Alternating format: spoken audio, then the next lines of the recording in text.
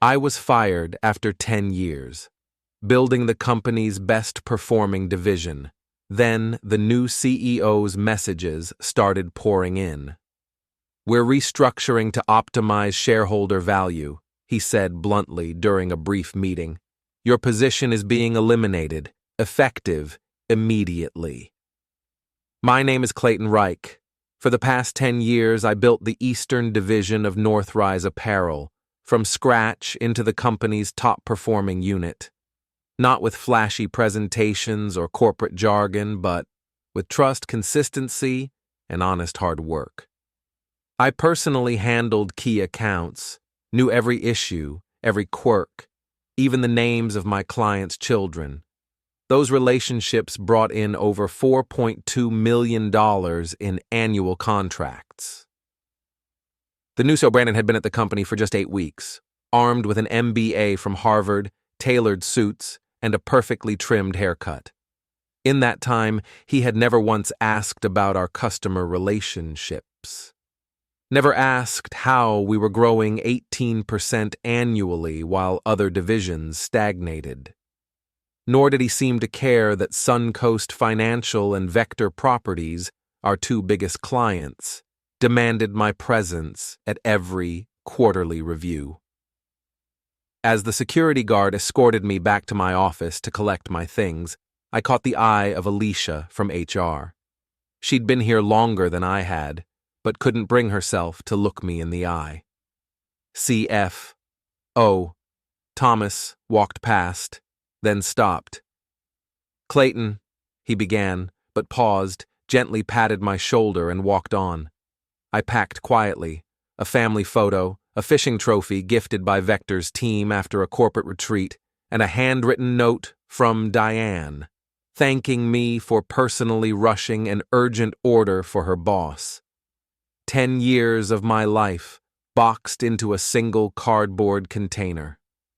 I said goodbye to the security guard and walked out without complaint, without anger. In my rearview mirror, I watched the glass building shrink behind me. For the first time in a decade, I no longer carried the weight of 30 employees and millions in contracts. I should have felt free, but I didn't. That feeling was wrong. I joined Northrise when it was a struggling warehouse in Charlotte, trying to gain a foothold in the corporate uniform market. The Eastern Division was near collapse. They hired me to save it, or shut it down. For the first 3 years, I drove to every prospective client within 100 miles. I learned what frustrated them about their current suppliers, late deliveries, poor quality, inconsistent sizing. And I fixed all of it. I recruited and retrained a new team. I promoted Janice when I saw her calmly diffuse a difficult customer. I hired Keith, a fresh design graduate, because he saw solutions we hadn't even realized we needed. My son Dylan was just 12 when I started at Northrise. He's now an architect in Seattle. My wife Jennifer stood by me through every weekend shift, every last-minute flight to save a deal. I used to tell her, "I'm building something that will last." And she believed me. 3 CEOs came and went during my time at Northrise. All respected what we had built. That changed when Kestrel Group acquired the company last year. I wasn't worried. I thought the numbers would speak for themselves. But cracks began to show. Brandon arrived, bringing efficiency consultants and spreadsheet-laden reports. They spoke endlessly about customer acquisition costs, but no one mentioned customer loyalty. 2 weeks before I was fired, Brandon asked for a report on all major contracts. I prepared everything: revenue, renewal dates, expansion potential. What I couldn't quantify in a spreadsheet was this.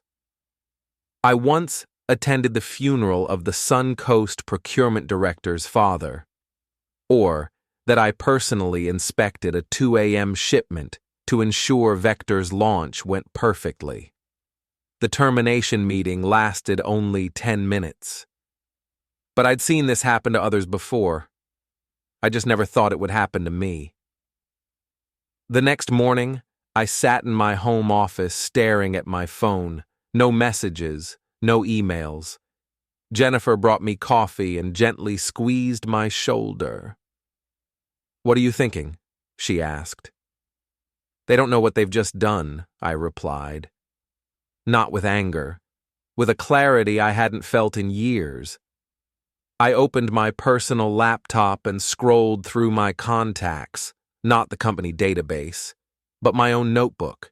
Real names, personal emails, actual relationships. At 9:30 a.m., my phone rang. Diane from Suncoast. "Clayton, I just got the email about organizational changes at Northrise. You weren't affected, were you?" "I was let go yesterday." Silence. "Who's handling our account now?" she asked. I assumed someone new. Another pause. "We only renewed last time because of you. Your price was higher than others, but you always delivered." She said she'd speak with her team. "Can I reach you on this number?" "Of course." Less than an hour later, Keith, head of design, texted me. "Brandon called an emergency meeting asking for customer info. No one has the answers." "What's going on?" I didn't reply. But by that afternoon, the calls poured in. Harold from Vector, Michael from Eastern Bank, Stephanie from Bright Healthcare Systems, all shocked, all asking, "What is happening?" I simply told the truth. No blame, no bitterness. That evening, Brandon began calling, repeatedly. I didn't answer.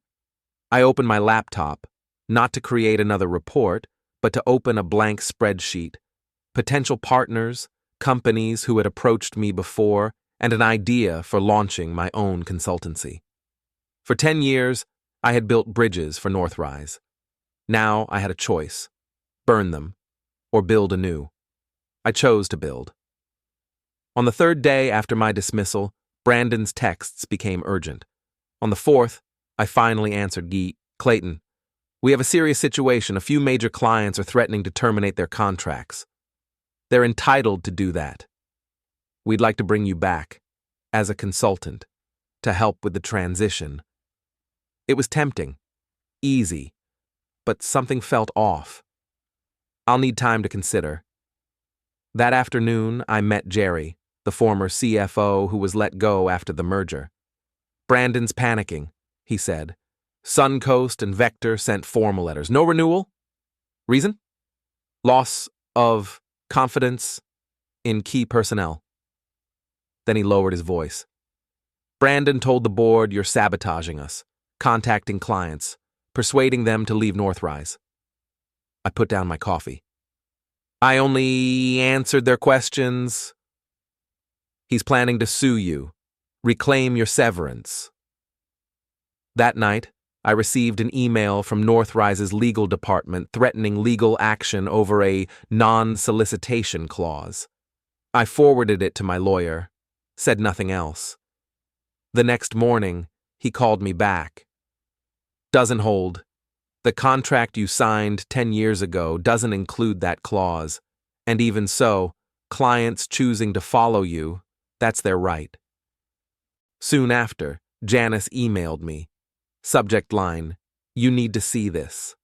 Attached was an internal presentation. In it, Brandon had planned my dismissal regardless of performance, followed by senior staff cuts and price increases for long-term clients. Slide 12 read, "Relationship-dependent model equals risk. Must shift to system-dependent model to increase margin." I printed the deck and sat at the kitchen table. Jennifer read it with me. "They're planning to destroy everything you built," she whispered. "And blame me," I replied. Brandon kept texting, "Board meeting tomorrow morning. We need to discuss reconciliation." I didn't respond. Instead, I rang Daniel, CEO of Summit Ridge, a company that had approached me twice before. I'm in. On one condition. I bring 5 people from my former team. No problem, he said. When can you start? In 2 weeks, and send formal offers to all of us today. I called Keith, then Janice, then 3 more. They all said yes. No hesitation. 1 week later, I started at Summit Ridge. 1 month later, 4 of Northrise's 5 largest clients officially signed with Summit Ridge. No calls were needed, no long negotiations. They only wanted to know one thing. Would I be handling their account personally, as I always had? That alone was enough for them to bring their entire brand with them. I didn't feel triumphant. I didn't feel like I had won. I just felt right. 6 months on, Brandon Kerr, the CEO who once confidently severed my 10-year commitment in 10 short minutes, quietly stepped down from Northrise. Reports revealed the company had lost nearly 40% of its Eastern region revenue. Shares had plummeted. Kestrel Group began quietly seeking a buyer, but there were no takers. I didn't feel joy, nor sadness. I simply folded the newspaper and returned to work. Not long after, I received a call from Thomas, the former CFO. His voice was low, hesitant. Clayton, the board's in session. They want you to return, full control, just like when you first took over the Eastern Division. But this time, across the whole company, they'll give you free rein, even a seat on the board, equity, your own team, and whatever salary you ask. I didn't need time to think. I declined, right there on the call. I was no longer building for someone else. I was building something that would truly last. One early autumn afternoon, I drove past the old building, once the office of Northrise's Eastern Division. Now, the Summit Ridge sign had replaced the old one. The paint on the exterior was still the same. The glass still caught the sunlight just as it used to. But inside, everything had changed. We'd rehired several former employees who'd been made redundant during the restructuring. The very people once labeled cost burdens were now our greatest assets. I remember when Janice came to the new office, carrying a box of biscuits and a handwritten card. "You didn't save us," she said. "You just gave us back the belief they took from us." We didn't need a flashy office. We didn't need shiny procedures. We just needed to believe in real value and live by it every single day. That evening, my wife Jennifer made her famous beef stew. As I stepped into the house, she smiled. "Do you remember what today is?" she asked gently. I paused, puzzled. She nodded softly. "It's been exactly 1 year since you left Northrise." I fell silent. 1 year? It felt like a lifetime, and yet it was just the beginning. We had dinner together in our old but cozy kitchen. Dylan rang from Seattle. His first architectural project had just been approved. "How's the new job, Dad?" he asked. I smiled, repeating the exact line I once told his mum 10 years ago. "I'm building something that will last." But this time, I knew. It wasn't just a promise. It was the truth. One morning, I received a handwritten letter from Diane, the procurement head at Suncoast. Inside was a photo of her team wearing their new uniforms, designed and manufactured by Summit Ridge. Beneath the image, a single handwritten note. "Thank you for not turning back. We followed you, not for the logo, but for the person." I held the photo for a long time, then quietly placed it beside the framed photo of my old team at the former office, next to the fishing trophy from Vector, next to the things whose true value only I could understand. Not long after, Jerry, the former CFO, rang. Kestrel's sold off the remaining divisions of Northrise. No one's keeping the brand. Who bought it? I asked. No one. They sold it off in pieces. The name Northrise. It's officially gone from the market. I simply replied, I understand. A year after I left Northrise, Summit Ridge recorded a 30% growth rate, the highest in company history. Our customer retention hit 97%. At the year-end meeting, Daniel, our CEO, walked in and handed me an envelope. The employee ownership proposal has been approved. It's yours now, a share of it. Inside was a share certificate, along with a thank you letter from the board. I smiled. Not for the monetary value, but for the feeling of being seen, recognized. Something a spreadsheet could never capture.